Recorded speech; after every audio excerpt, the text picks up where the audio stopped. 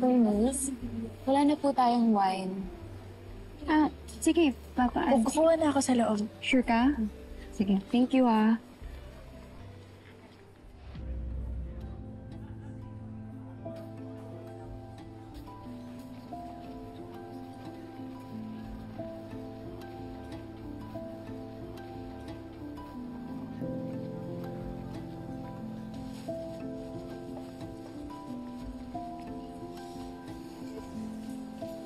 Excuse me.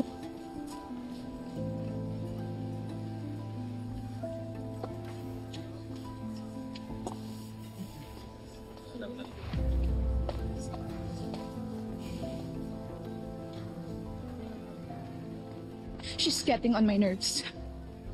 Did you see that? Nananadya ba talaga sila? I know, right? Sa birthday pa ng lola ko na ako yung nag-prepare. Libby, calm down. Anong calm down? Ang tagal-tagal ko nang nagtitimpe sa kanya. Alam mo, magda siya sa akin. Oh my gosh. Libby, calm down, okay? Take a seat ka muna, okay? Look at me. Calm down, girl. Alam naman natin ang kapal-kapal ng mukha ng princess na yan, but you gotta calm down. Don't ruin your lola's party. I'm not ruining her party. Siya yung may kasalanan. Don't make a scene.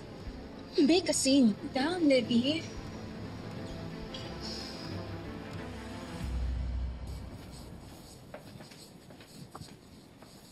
Princess, pwede ba tayo mag-usap? May ginagawa pa po ako, sir.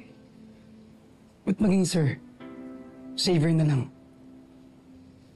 Sa susunod na lang po. Baka po kasi makita pa tayo ng girlfriend niya kung ano pa isipin niya. Ayoko po ng gulo. Pagpasensyahan mo na siya. Stress lang siya lately kasi nagkisyo sila ng mami niya. Pero mabait yun. Actually, gusto niya mag-sorry sa'yo. Bakit hindi po siya yung lumapit sa akin ng personal para mag-sorry? Nahihiya siya eh. Pero sabi niya, sorry daw. Hindi na maulit yung nangyari.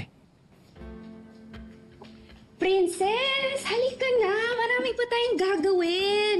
Naku, pasensya ka na, Mr. X. Estes Xavier. Busy kami.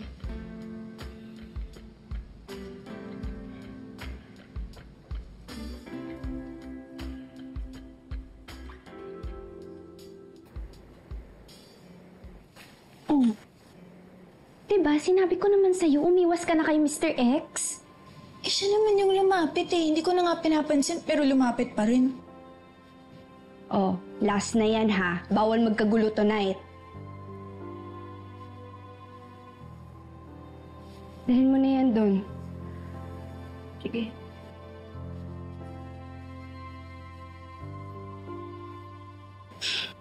Cheska, dadalhin na ni Princess yung wine.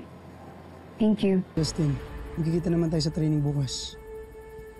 Okay.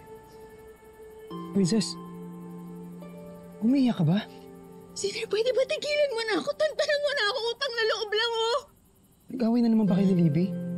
Mukha na lang malapit ka sa akin. Napapahamak lang ako. Inakuha na lang yung buhay ko. Ano nga bang pati si Ma'am Charlene galit na sa akin? Kausapin ko sila. Hindi ko kailangan ng tulong mo, Xavier, okay? Hindi ko kailangan ng Xavier.